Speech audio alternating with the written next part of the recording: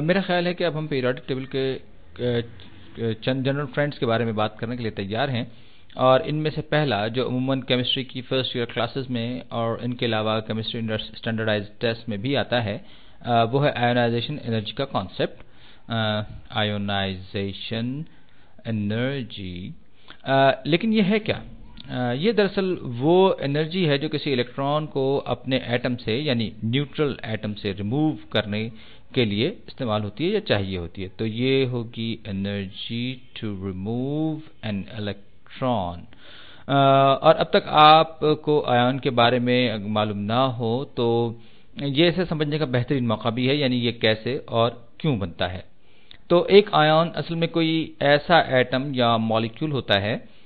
Molecules के बारे में हम बाद में बात करेंगे कि वो आपस में जुड़े हुए, बॉन्ड किए हुए एटमों के क्लस्टर्स होते हैं। चंद वीडियोस के बाद हम बॉन्डिंग के बारे में भी कुछ बातें करेंगे। खैर, तो मैं ये बता रहा था कि कोई सभी एटम या मॉलिक्यूल जिसमें प्रोटॉन्स की तादाद इलेक्ट्रॉन्स के बराबर ना हो, और अगर प्रोटॉन और इलेक्ट्रॉन्स इक्वल ना हो तो उस पर कुछ न कुछ चार्ज जरूर होगा। मसलन अगर इसके पास ज्यादा प्रोटॉन्स होंगे तो उस पर पॉजिटिव चार्ज होगा। जैसे कि अगर आपके पास हाइड्रोजन हो, अमूमन ये न्यूट्रल होता है, लेकिन अगर आपको इसमें एक इलेक्ट्रॉन रिमूव करना है तो मैं इसे कुछ यूं लिखूंगा, ये एक इलेक्ट्रॉन, यानी अगर एक इलेक्ट्रॉन हाइड्रोजन से निकाल दिया जाए तो इसमें सिर्फ न्यूक्लियस ही बचेगा, जिसमें सिर्फ एक प्रोटॉन यानी +1 चार्ज होगा। इलेक्ट्रॉन को हम -1 लिख सकते हैं। तो इस प्रोसीजर में हमने क्या सीखा? हमने हाइड्रोजन एटम को आयोनाइज कर दिया, यानी इसका एक इलेक्ट्रॉन रिमूव कर दिया। यूं हाइड्रोजन एटम एक आयन बन गया, क्योंकि अब इसमें प्रोटॉन्स की तादाद इलेक्ट्रॉन से ज्यादा है, और ये कैटायन कहलाता है। कैटायन यानी पॉजिटिव चार्ज वाला आयन। इसी तरह अगर आपके सामने कोई ऐसी सिचुएशन भी हो सकती है जब किसी एटम में इलेक्ट्रॉन्स की तादाद प्रोटॉन्स के मुकाबले में बढ़ जाए, जैसे यहां हम क्लोरीन Cl की मिसाल ले रहे हैं। स्टेबल फॉर्म में इसके पास 7 वैलेंस इलेक्ट्रॉन्स होते हैं और हमने इसमें एक इलेक्ट्रॉन शामिल कर दिया, तो अब ये Cl- हो जाएगा, यानी अब ये एक नेगेटिव आयन बन गया है, जिसे हम एनायन भी कहते हैं। एनायन, ये इसके नाम में ये इस ए प्रीफिक्स का मतलब है किसी चीज का उलट, यानी एनायन का मतलब हुआ नेगेटिव आयन इस कैट आयन के मुकाबले में। लेकिन आयोनाइजेशन एनर्जी को कैटायोनाइजेशन एनर्जी भी कहा जा सकता है, क्योंकि ये किसी इलेक्ट्रॉन को एटम से रिमूव करने में इस्तेमाल होती है, शामिल करने के लिए नहीं। और इलेक्ट्रॉन निकलने के बाद कोई एटम कैटायन ही बनता है। हम पहले भी कई बार पीरियोडिक टेबल डिस्कस कर चुके हैं, या पीरियोडिक टेबल। तो यहाँ कौन से एलिमेंट्स ऐसे होंगे जिनसे इलेक्ट्रॉन रिमूव करना मुश्किल होगा और कौन से एलिमेंट्स से इलेक्ट्रॉन रिमूव करना आसान होगा। हम पहले भी बात कर चुके हैं। चलिए ग्रुप 1 से शुरू करते हैं। ये वाला हम खास तौर पर एल्कली मेटल से शुरू करेंगे, इसलिए हमने हाइड्रोजन को बाहर रखा है। तो ये सब इनके बारे में हमने बहुत बातें की। तो इन्हें इस मैजिक नंबर 8 तक पहुंचने के लिए, यानी अपने आउटरमोस्ट शेल में 8 इलेक्ट्रॉन्स पूरे करने के लिए ज्यादा आसान ये होगा कि ये अपने वैलेंस इलेक्ट्रॉन से छुटकारा पा लें। ये फॉर एग्जांपल मैंने लिया पोटेशियम। पोटेशियम में एक वैलेंस इलेक्ट्रॉन है जो इसके चौथे शेल में है, तो ये इसे निकाल बाहर करके अपने आउटरमोस्ट शेल में 8 इलेक्ट्रॉन्स ज्यादा आसानी से पूरे कर सकता है। और फिर ये आर्गॉन, ये एक्सट्रीम राइट वाले कॉलम में इसकी तरह दिखाई देने लगेगा। तो ये वाले इलेक्ट्रॉन दान करने के लिए मरे जा रहे हैं, देने के लिए मरे जा रहे हैं। तो इनमें से एक इलेक्ट्रॉन निकाल बाहर करने के लिए, यानी इन्हें आयोनाइज या कैटायोनाइज करने के लिए बहुत कम एनर्जी चाहिए होगी, यानी इनकी आयोनाइजेशन एनर्जी बहुत कम यानी लो होगी। और मेरे ख्याल में आप देख सकते हैं कि ये सिलसिला कैसे आगे बढ़ रहा है। और अब इन वालों के बारे में क्या ख्याल है, जैसे कि इस नियॉन के बारे में, यानी इस इलेक्ट्रॉन निकाल बाहर करना कितना मुश्किल हो सकता है। नियॉन बिल्कुल खुश और मुतमईन है, उसे किसी से रिएक्शन में करने की, बॉन्डिंग करने की जरूरत भी नहीं, और खुश है। वो किसी दूसरे के फड्डे में टांग भी नहीं अड़ाना चाहता, तो ये इलेक्ट्रॉन का लेन देन नहीं करेगा, बल्कि इस ब्लॉक के दूसरे वाले एलिमेंट्स भी कुछ ऐसा ही करेंगे। तो इन एलिमेंट्स में से सिर्फ एक इलेक्ट्रॉन रिमूव करने के लिए जो एनर्जी चाहिए होगी वो बहुत ज्यादा होगी, तो हम इसे हाई आयोनाइजेशन एनर्जी वाला इलेक्ट्रॉन एटम कहेंगे। खैर, इन जनरल आप लेफ्ट से राइट की तरफ जाते हैं, कुछ लोग इसे रटते हैं, लेकिन मेरे ख्याल में इसे रटने से ज़्यादा समझना बेहतर होता है कि ये इन वालों के पास एक्स्ट्रा इलेक्ट्रॉन है जिसे लूज करने के लिए ये तैयार बैठे हैं, फिर इनके बाद वालों के पास 2 एक्स्ट्रा इलेक्ट्रॉन्स हैं, ये भी इलेक्ट्रॉन्स लूज करना चाहते हैं मगर इतनी बेचैनी से नहीं। इस तरह पीरियोडिक टेबल में कॉलम बाय कॉलम आगे बढ़ते हुए आयोनाइजेशन एनर्जी भी तब्दील होती जाएगी, लेकिन जैसे ये नोबल गैसेज कैसे भी हालात में इलेक्ट्रॉन देना या देना पसंद नहीं करेंगी। लेकिन नियॉन से पहले वाला ये बेचैन होगा कि कहीं से एक इलेक्ट्रॉन लेकर नियॉन जैसा स्टेबल बन जाए, बजाय इसके कि ए इलेक्ट्रॉन निकाल बाहर करके उस ऑक्सीजन जैसा हो जाए। तो ये ट्रेंड बहुत साफ दिखाई दे रहा है और इसे समझने के लिए हम एक्सट्रीम केसेस हमें देखना होंगे।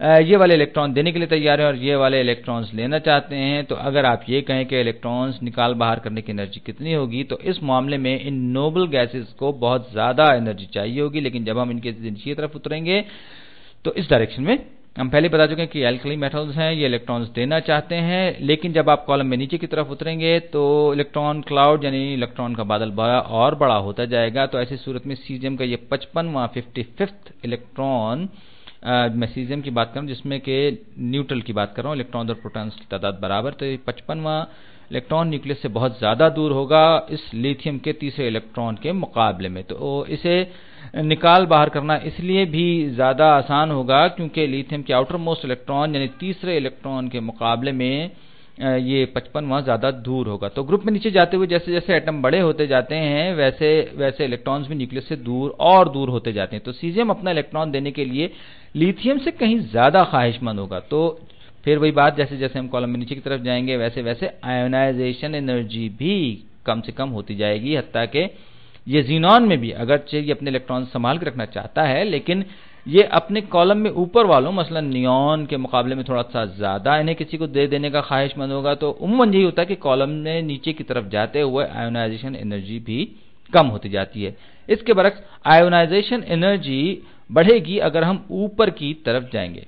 ठीक, तो इन सब चीज़ों को हरगिज रटिएगा नहीं, क्योंकि रटना सिर्फ एक टेस्ट के लिए तो कारआमद हो सकता है, लेकिन जब आप बहुत बड़े हो जाएंगे और कोई आपसे पूछेगा कि सीजियम और फ्लोरीन में से किसकी आयोनाइजेशन एनर्जी ज़्यादा है, तो शायद तब तक आप ये सब कुछ तो भूल चुके हैं। लेकिन अगर आपके सामने पीरियोडिक टेबल हो तो आप फौरन ये बता सकेंगे कि सीजियम में सिर्फ एक इलेक्ट्रॉन है जो न्यूक्लियस से बहुत दूर है। तो ये 55वां इलेक्ट्रॉन निकाल बाहर करना बहुत आसान होगा, जबकि फ्लोरीन में 9वां इलेक्ट्रॉन है और इसे नियॉन जैसा बनने के लिए सिर्फ एक इलेक्ट्रॉन चाहिए। तो नियॉन बहुत खुश है क्योंकि इसके पास 8 इलेक्ट्रॉन्स पूरे हैं और सब के सब स्टेबल कॉन्फ़िगरेशन में है। तो फिर ये न्यूक्लियस के करीब भी हैं, यानी इन्हें प्रोटॉन्स की तरफ से बहुत ज्यादा अट्रैक्शन मिल रही है और यानी अपना इलेक्ट्रॉन देना भी नहीं चाहेगा, बल्कि कहीं से इलेक्ट्रॉन लेने में ज्यादा दिलचस्पी रखा हो। तो ये इलेक्ट्रॉन रिमूव करने के लिए किसकी एनर्जी ज्यादा होगी? तो सीजियम के लिए बहुत कम एनर्जी और फ्लोरीन के लिए बहुत ज्यादा। तो ये पीरियोडिक टेबल का एक ट्रेंड हुआ, ये सीजियम इलेक्ट्रॉन देना चाहता है और ये फ्लोरीन इलेक्ट्रॉन हड़पना चाहता है। अब ये डायग्राम देखिए, ये वाली जो मैंने विकिपीडिया से ली है, इसमें एक्चुअल यानी मेजर्ड आयोनाइजेशन एनर्जी दिखाई गई है। इसमें आपको एक खास पैटर्न नजर आ रहा है, ये ऊपर को निकली हुई नोकें और हर डॉट एक एलिमेंट को जाहिर कर रहा है। इसे देखकर हम बता सकते हैं कि जैसे जैसे हम प्रोटॉन नंबर बढ़ाते जाएंगे यानी न्यूट्रल एटम में नंबर ऑफ इलेक्ट्रॉन भी बढ़ाते जाएंगे तो हमें ये रिपीटेड पैटर्न्स मिलेंगे। ये एलिमेंट्स में पीरियड्स को जाहिर करते हैं, जैसे कि ये हाइड्रोजन है और हाइड्रोजन की आयोनाइजेशन एनर्जी तकरीबन 13.5 इलेक्ट्रॉन वोल्ट है।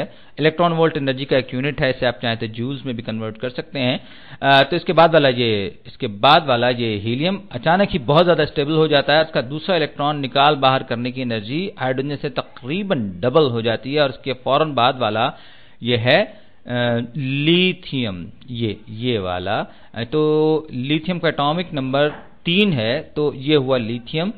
तो अचानक ही लिथियम से एक इलेक्ट्रॉन रिमूव करने की एनर्जी बहुत कम होकर सिर्फ 5 इलेक्ट्रॉन वोल्ट रह गई है, यानी हाइड्रोजन से भी आधी। और जब आप पीरियोडिक टेबल में राइट साइड की तरफ जाएंगे तो आयोनाइजेशन एनर्जी बढ़ती रहेगी। ये छोटी छोटी सी जो कड़ियां नजर आ रही हैं ये बड़ी दिलचस्प हैं, इन पर मैं बाद वाली किसी वीडियो में बात करूंगा। लेकिन नियॉन तक जाते हुए आयोनाइजेशन एनर्जी बढ़ती जाएगी और जब आप नियॉन पर पहुंचेंगे तो देखिए ये एक नोबल गैस है, इसके पास 8 इलेक्ट्रॉन्स पूरे हैं। एक इलेक्ट्रॉन बढ़ते ही सोडियम आ जाता है और सोडियम के लिए एक इलेक्ट्रॉन निकाल बाहर करना बहुत आसान है और आयोनाइजेशन एनर्जी एकदम से कम हो जाएगी, और ये सिर्फ गिरती नहीं बल्कि लिथियम से भी थोड़ी सी कम हो जाती है। तो ये एक जनरल ट्रेंड है, और ये जो चोटियों पर बैठी हुई नोबल गैसेज हैं, मैं इसे पूरा दिखाने की कोशिश करता हूं। तो हीलियम 8वां इलेक्ट्रॉन रिमूव करना हीलियम से बहुत मुश्किल है, नियॉन में भी मुश्किल, लेकिन हीलियम से कुछ कम, क्योंकि नियॉन थोड़ा सा बड़ा है, यानी इसके इलेक्ट्रॉन भी न्यूक्लियस से कुछ ज्यादा दूर हैं। आर्गॉन आया, वही पैटर्न, थोड़ी सी मजीद कम आयोनाइजेशन एनर्जी। क्रिप्टॉन वही चीज, इलेक्ट्रॉन रिमूव करना मुश्किल लेकिन हाइड्रोजन से कुछ ज्यादा नहीं। फिर ज़ीनॉन, और फिर हम आगे बढ़ते हुए रेडॉन तक पहुंचते हैं। आप सोच रहे होंगे कि आगे बढ़ते बढ़ते इन पीक्स के दरमियान फासला क्यों बढ़ रहा है। तो पीरियोडिक टेबल को याद रखिए, जब आप यहां आर्गॉन से आगे बढ़ते हैं तो आपके पास डी ब्लॉक एलिमेंट्स आ जाते हैं। तो आर्गॉन के बाद जरा गौर से देखिए, यहां आपके पास सिर्फ s और p ऑर्बिटल्स हैं, और ये भी s and p block elements हैं, s एंड p, और फिर अचानक d ब्लॉक एलिमेंट्स आ गए यहां, यानी आपको ज्यादा शब सेल्स यहां भरने हैं, और ज्यादा शब सेल्स, और अब रेडॉन से पहले आपको f ब्लॉक भी भरना है, और ये फासला इसीलिए बढ़ता जा रहा है। ये f ब्लॉक एलिमेंट्स हैं। तो ये एक जनरल ट्रेंड था जिस पर हमने बात की, और जो यहाँ अप्लाई होता है, यानी जैसे जैसे आप पीरियोडिक टेबल में राइट की तरफ चलते जाते हैं, वैसे वैसे इलेक्ट्रॉन रिमूव करना मुश्किल से मुश्किल होता जाता है, क्योंकि हर एलिमेंट इस मैजिक नंबर 8 के करीब होता जाता है, और नोबल गैस से इलेक्ट्रॉन रिमूव करना और भी मुश्किल हो जाता है। लेकिन जैसे ही आप इससे एक एलिमेंट आगे बढ़ेंगे तो एक इलेक्ट्रॉन देने वाला अगला जो है वो बेताब होगा, वापस नियॉन जैसी कॉन्फ़िगरेशन कर लेगा। और ये एक ट्रेंड है कि जैसे जैसे आप किसी ग्रुप में नीचे की तरफ चलते जाते हैं, यहां नोबल गैसेस के केस में, तो आयोनाइजेशन एनर्जी भी कम होती जाएगी, और ये इसलिए है क्योंकि एटम का ओवरऑल रेडियस भी बढ़ता जाता है। मसलन इस रेडॉन के वैलेंस इलेक्ट्रॉन पर न्यूक्लियस की कम अट्रैक्शन फोर्स होगी इस हीलियम के वैलेंस इलेक्ट्रॉन के मुकाबले में। खैर, आयोनाइजेशन एनर्जी पर डिस्कशन पूरी हुई। अगली वीडियो में हम इसे इस्तेमाल करते हुए मेटालिक कैरेक्टर